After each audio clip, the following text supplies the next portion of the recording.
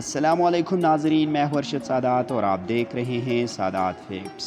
محترم ناظرین، آج ایک مرتبہ پھر ایک نئی اور قابل ستائش ویڈیو لے کر حاضر ہوئے ہیں۔ ناظرین، ایشین کرکٹ کونسل نے ایشیا کپ 2022 کی شیڈول کا اعلان کر دیا۔ ٹورنامنٹ میں فائنل سے قبل پاکستان اور بھارت کے درمیان 2 میچز ہونے کا امکان ہے۔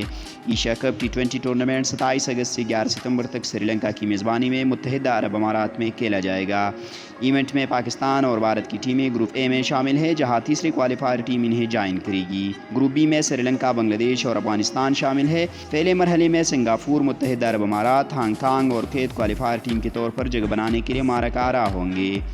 ناظرین، شیڈول کے مطابق افتتاحی میچ 27 اگست کو سری لنکا اور افغانستان کے درمیان ہوگا، جبکہ 28 اگست کو پاکستان اور بھارت کی ٹیمیں دبئی میں آمنے سامنے ہوں گی۔